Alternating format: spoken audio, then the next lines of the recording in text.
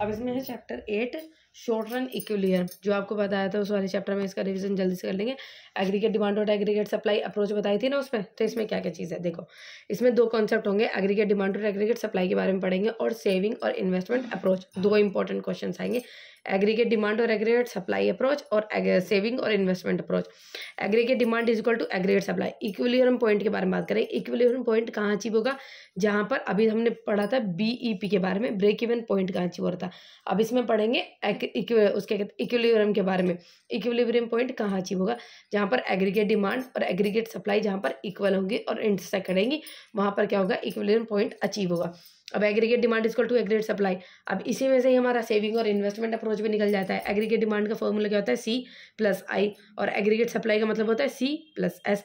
अब जैसे ए D equal to ऐसा, सी में से सी कट गया, आई और एस बचा, तो क्या हो जाएगा, सेविंग और इन्वेस्टमेंट अप्रोच। तो दो चीज़ें पढ़ेंगे, एग्रीगेट डिमांड और एग्रीगेट सप्लाई अप्रोच और सेविंग और इन्वेस्टमेंट अप्रोच। ये देखो, ये इसमें इनकम दी हुई है। अब फिगर बना लेंगे ये बनाने के लिए। इनकम दी हुई है, कंजप्शन हमारा ये जो पिछला हमने देखा था वही कंजप्शन, इनकम नहीं होने के बाद भी कुछ ना कुछ कंजप्शन है। इन्वेस्टमेंट है जो आपकी 2020 सेम लेवल रहेगी।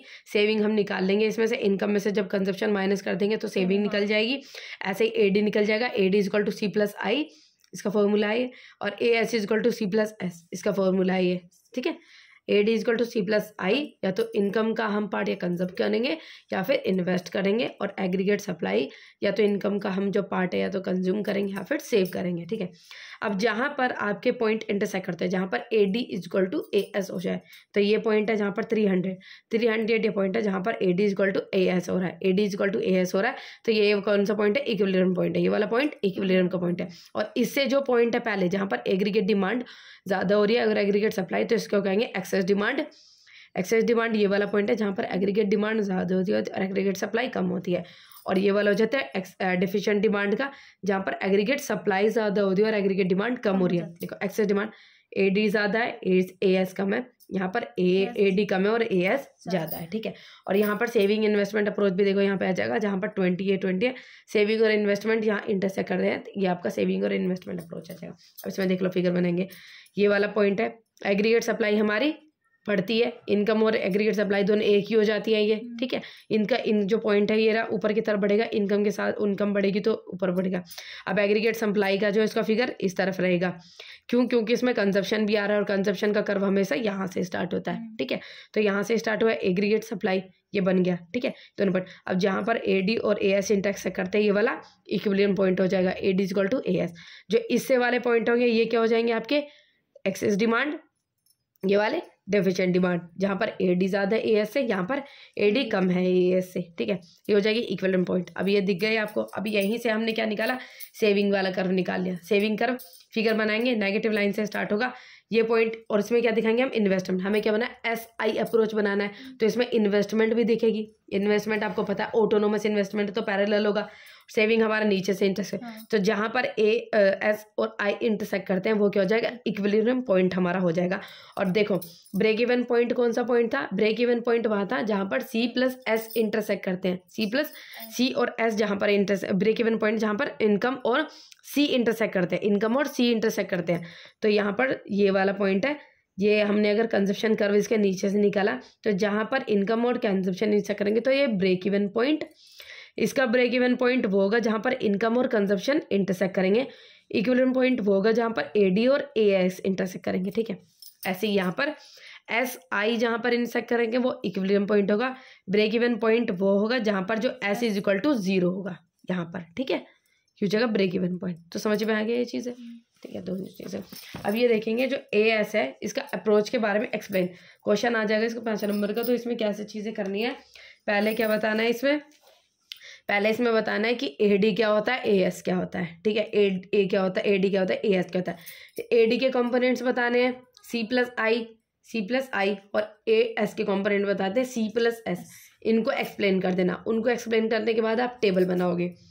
टेबल बनाओगे, टेबल बनाने के बाद आप फिगर बनाओगे, फिगर बनाने के बाद फिगर को एक्सप्लेन करोगे उसके एक एक कंपोनेंट के बारे में। जैसे फिगर में आप पहले इसको एक्सप्लेन करोगे, एडी के वो एडी को एक्सप्लेन करोगे आप कि AD is equal to C plus I होता है और ये हमारे यहाँ से स्टार्ट होता है और ये जैसे हमारी इनकम है उसके साथ थोड़ा बहुत जो है बढ़ता चला जाता है। फिर आप ए एस को एक्सप्लेन करोगे, ए एस को आप बताओगे कि ये इनकम के बराबर होता है, उसको शो कर देना कैसे बराबर होता है, इनकम के साथ ये बढ़ता चला जाता है, ठीक है। फिर इसको आप इंटरसेक्ट करने के पॉइंट बताओगे कि कहाँ पर ये इंटरसेक्ट करता है, ये पूरा पॉइंट ये 6 नंबर का है, 5 नंबर का होगा। ऐसे ही एस आई को एक्सप्लेन करना है, एस आई की डेफिनेशन बतानी है, एस आई कैसे निकला वो बताना है, फिगर बनाना है और उसके नहीं है टेबल बनाना है, उसके बाद फिगर बनाना है, उसके बाद फिगर को एक्सप्लेन करना है, ठीक है। ये चीज़ें आपको बतानी है, उसका रिलेशन बताना है।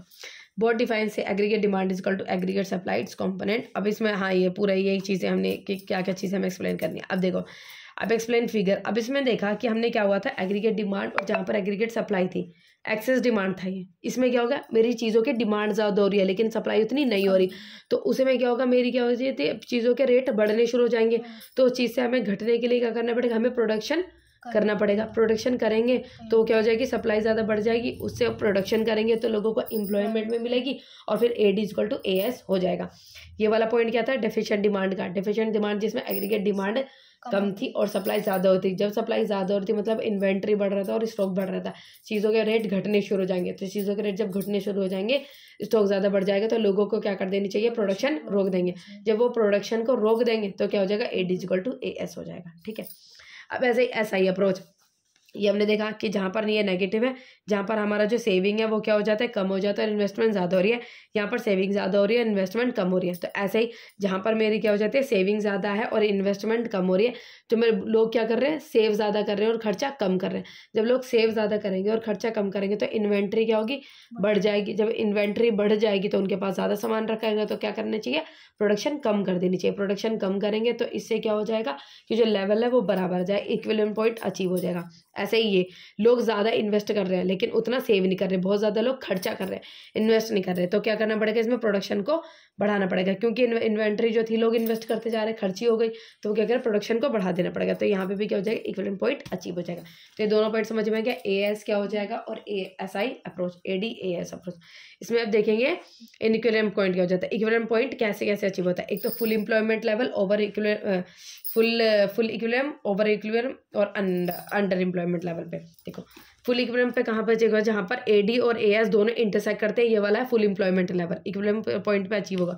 दूसरा हो जाएगा अंडर एम्प्लॉयमेंट लेवल, क्या होगा, जब ए डी मेरा ए डी से नीचे जब मेरा पॉइंट चला जाएगा। अंडर एम्प्लॉयमेंट मतलब कम एम्प्लॉयमेंट, तो ए डी जब नीचे की तरफ शिफ्ट हो जाएगा, ए डी नीचे की तरफ शिफ्ट होगा, तो जो पॉइंट इंटरसेक्ट करेगा, ए डी नीचे की तरफ शिफ्ट होगा, तो ये वाला पॉइंट जो है ये क्या हो जाएगा, अंडर एम्प्लॉयमेंट वाला, ठीक है।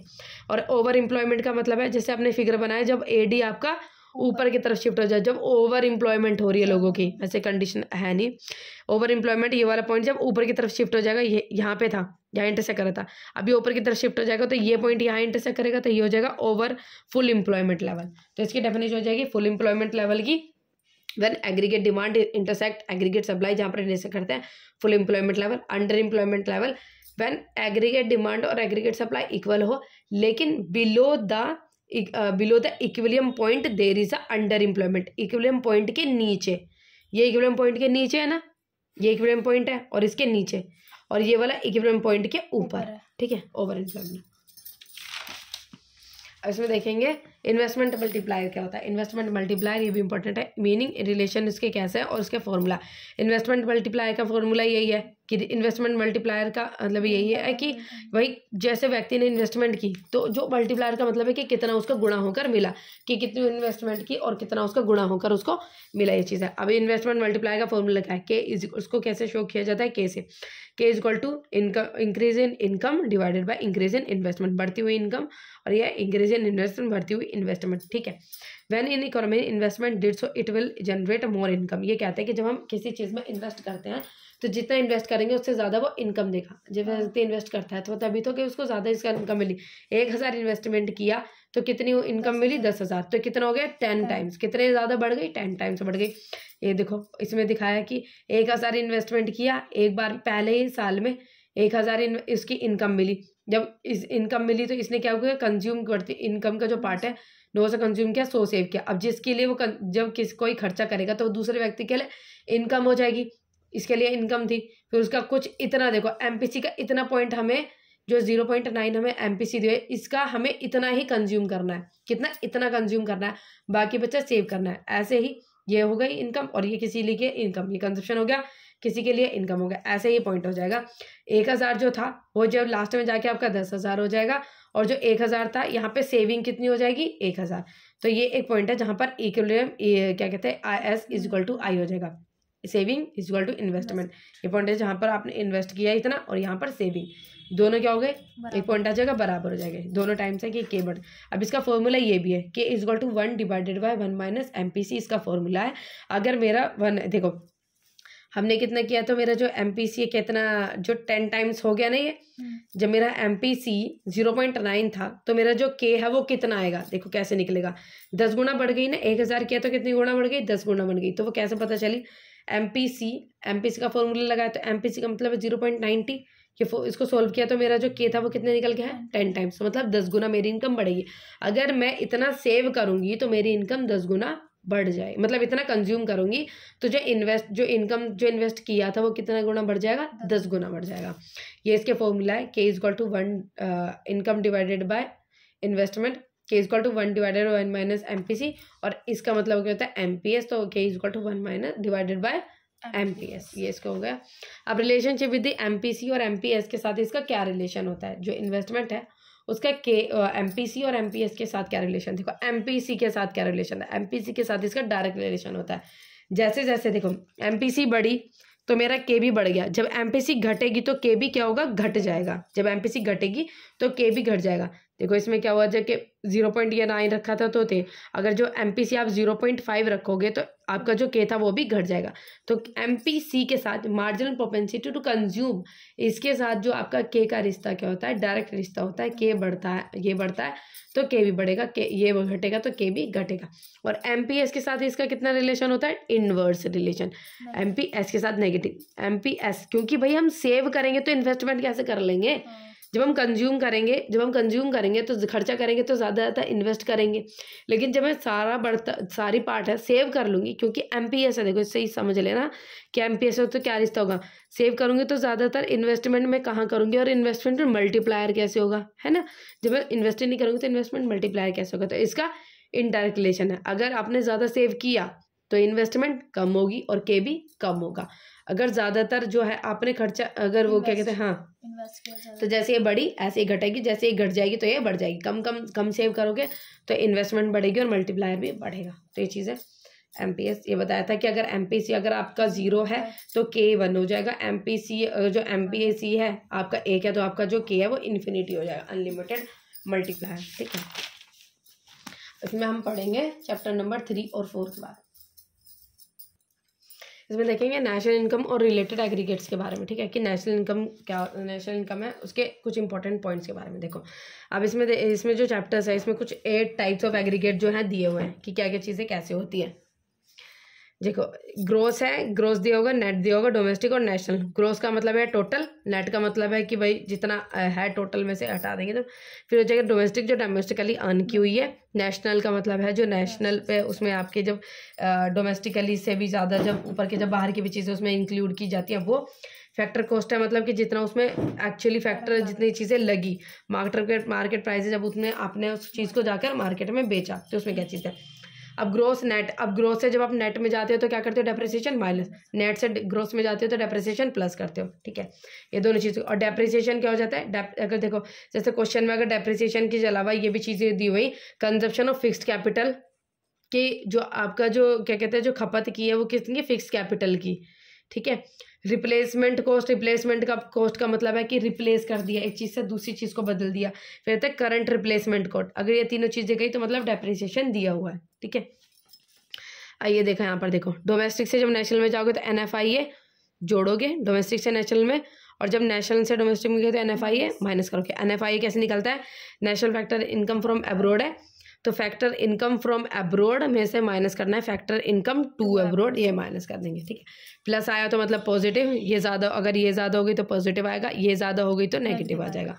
ऐसे ही फैक्टर कॉस्ट और मार्केट प्राइस, फैक्टर कॉस्ट को मार्केट प्राइस में तो NIT जोड़ोगे, NIT का मतलब होता है इनडायरेक्ट टैक्स में से सब्सिडीज माइनस।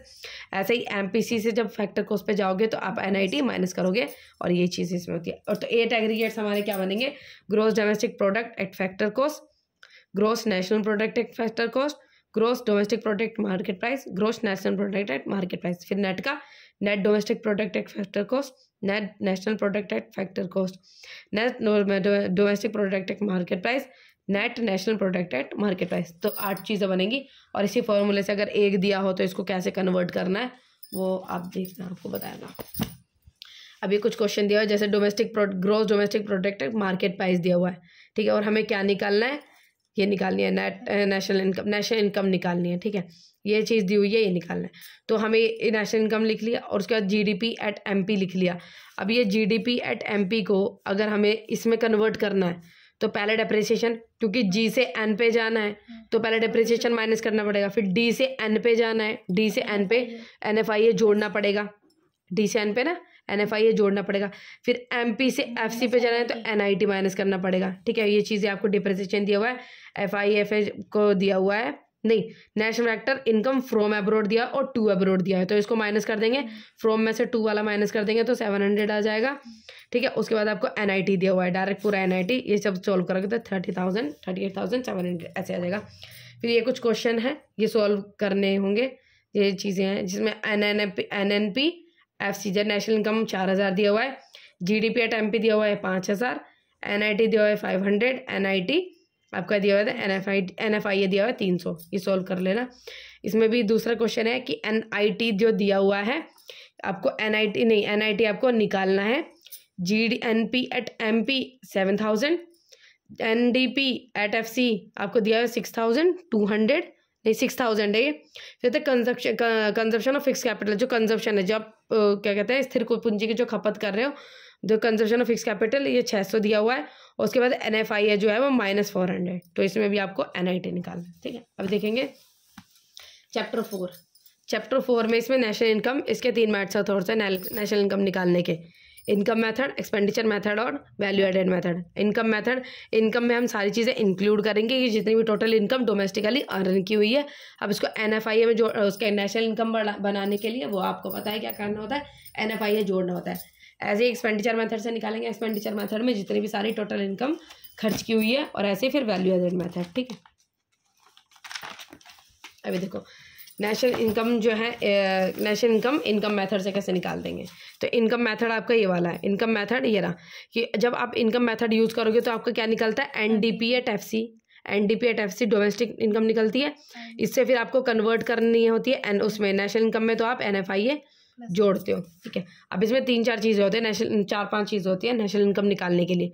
पहले प्रॉफिट निकालना है, प्रॉफिट में रेंट और रॉयल्टी जोड़ते हैं, रेंट और रॉयल्टी में इंटरेस्ट, उसके बाद मिक्स्ड इनकम जोड़ते हैं और उसमें कंजप्शन ऑफ एम्प्लॉयज जोड़ा जाता है। प्रॉफिट में 3 चीज़ें आती है, डिविडेंड, रिटेन अर्निंग या फिर सेविंग्स बचत, फिर आता है कॉर्पोरेट टैक्स। 3 चीज़ें हो गई। रेंट और रॉयल्टी ऐसी रहेगा, इंटरेस्ट रहेगा, मिक्स्ड इनकम ऐसी रहेगा।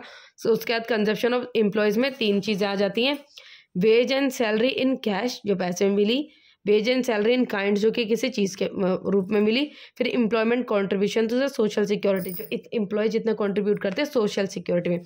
या तो ये पूरा दिया जाएगा या इसमें से कोई 1-2 चीज़ें दी हुई जाएंगी। अगर एक दिया है तो कोई दिक्कत नहीं, एक ऐसे लिख देना। अगर 1-2 चीज़ें तो इनको जोड़ना पहले।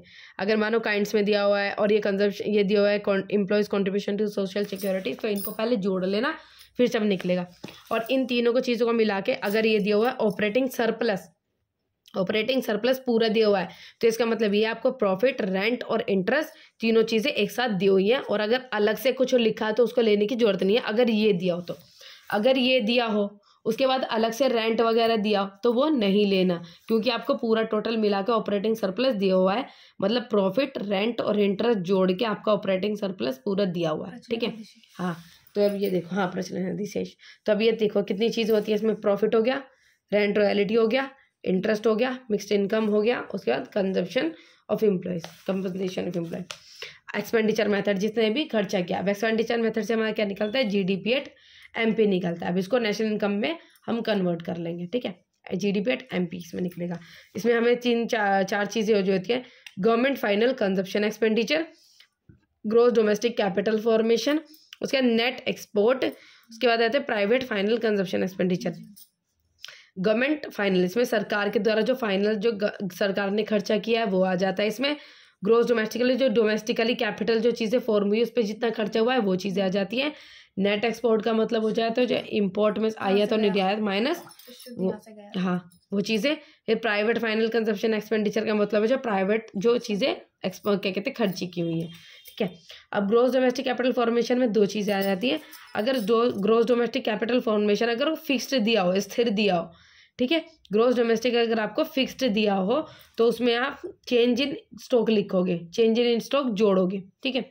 अगर ग्रोस जो आपको फिक्स्ड कैपिटल दिया हो, फिक्स्ड दिया हो, ग्रोस डोमेस्टिक कैपिटल फॉर्मेशन दिया है, ये तो ठीक है, अगर ऐसे दिया हो तो ऐसे लिख देना। लेकिन अगर आपको ये फिक्स्ड दिया हो तो उसमें आप चेंज इन स्टॉक जोड़ोगे। चेंज इन स्टॉक कैसे होगा आपका, क्लोजिंग स्टॉक में से ओपनिंग स्टॉक माइनस कर दोगे, ठीक है, तो ये निकल जाएगा। तो ये इसका फॉर्मूला है, ठीक है। इसमें चार चीज़ें थी, गवर्नमेंट का था, डोमेस्टिकली था, नेट एक्सपोर्ट था और प्राइवेट फाइनल कंजप्शन एक्सपेंडिचर। रहता है value added method. Value added method से हम ऐसे GVA एट MP और GDP एट MP निकलता है, ठीक है। Gross value added at market price में दो चीज़ों निकलता है, एक तो वैल्यू ऑफ आउटपुट कि जितना है कि कितना आउटपुट जो निकला उसमें से हम वैल्यू माइनस करते हैं, जो इंटरमीडिएट गुड जो अंदर जो चीज़ें लगाई गई थी जो उसकी वैल्यू हमने लगाई ना उसमें से वो वैल्यू माइनस करते हैं। टोटल में से इंटरमीडिएट जो बीच की वैल्यू क्या करनी पड़ती है, माइनस करनी पड़ती है। टोटल में से जो वैल्यू होती है वो माइनस करनी पड़ती है। अब ये कैसे निकलेगा, वैल्यू ऑफ आउटपुट का मतलब क्या होता है, आउटपुट जो मतलब निकली। अब जो वैल्यू ऑफ आउटपुट कैसे निकलेगी, इसमें सेल्स प्लस वो क्या कहते हैं चेंज इन स्टॉक से। अगर ये पूरा दिया हो तो ठीक है, लेकिन अगर इसमें से कुछ पॉइंट्स दिया हो, जैसे सेल्स दिया हो और चेंज इन स्टॉक, तो ये जोड़ना होता है, sales plus change in stock. Change in stock पता चल गया। अब सेल्स, अगर पूरी सेल्स ना दी हो, सेल्स की जगह में डोमेस्टिक सेल्स दी हो, हमें कहा है कि जो घरेलू में जितना हमने बिक्री करी है वो अगर वो दिया हो तो उसमें हम एक्सपोर्ट्स भी जोड़ेंगे, ठीक है। हाँ, जो एक्सपोर्ट जो बाहर गया, एक्सपोर्ट जो बाहर हमने निर्यात किया। अगर हमने सिर्फ यहाँ की जो बिक्री है वो लिखी, हमने जो यहाँ की बिक्री लिखी, सिर्फ अगर उत्पाद जो यहाँ की अगर हमारे डोमेस्टिकली बिक्री दी हुई, अगर वो दी हुई तो उसमें हम जो निर्यात है उसको भी जोड़ेंगे। और अगर टोटल सेल दिया हो तो ऐसे ही लिख देना, लेकिन टोटल सेल इसको जोड़ के। लेकिन अगर सिर्फ यहाँ की सेल लिखी हो, बिक्री दी हो, तो उसमें आप एक्सपोर्ट्स भी जोड़ोगे। अब ऐसे इंटरमीडिएट गुड्स, इंटरमीडिएट गुड्स में आपके डोमेस्टिकली जितनी आप चीज़ें खरीदी हैं, जो अपने घर की सीमा में जितनी चीज़ें खरीदी हैं, उसमें क्या हो जाता है, आपने जितना बाहर से मंगाया है, इंपोर्ट किया है, ठीक है, दोनों चीज़ें जुड़ेंगी जब आपका इंटरमीडिएट कंजप्शन आ जाएगा, ठीक है। अब ये देखो कि production for self consumption part of the ये कहा है, अगर वैल्यू ऑफ आउटपुट, जो वैल्यू ऑफ आउटपुट की जगह आपको ये चीज़ें भी दे सकती हैं, ये भी ऐड होगा, वैल्यू ऑफ आउटपुट में भी ये ऐड होगा। अगर ये दिया हो प्रोडक्शन फॉर सेल्फ कंजप्शन, आपने खुद के लिए प्रोडक्शन किया है, खुद की इस्तेमाल के लिए, कंज्यूम करने के लिए चीज़ें प्रोडक्शन की है, तो ये आपका वैल्यू ऑफ आउटपुट में जुड़ेगा, ठीक है। अगर ये चीज़ दे दो कि हमने प्रोडक्शन करा, उत्पादन करा खुद के कंजप्शन के, खुद के उपभोग के लिए, तो ये आपका वैल्यू ऑफ आउटपुट में जुड़ जाएगा, ठीक है। और दूसरा क्या, इलेक्ट्रिसिटी चार्ज, अगर इलेक्ट्रिसिटी चार्ज दिया हो तो ये किसका पार्ट बन जाएगा, इंटरमीडिएट कंजप्शन, क्योंकि जब हम कोई चीज़ें बनाते तो उसमें बिजली का बिल भी तो लगता है ना, तो ये क्या जाएगा, इंटरमीडिएट कंजप्शन में ये जुड़ जाएगा। फिर कहते हैं सिंगल यूज प्रोडक्ट्स गुड, जो सिंगल यूज प्रोडक्ट्स है जो एक बार यूज होते हैं, ये भी इंटरमीडिएट कंजप्शन का ही पार्ट है, इसमें ही जुड़ेंगे। तो ये चैप्टर इसमें कंप्लीट हो जाता है और ये सारी चीज़ें कंप्लीट, ठीक है।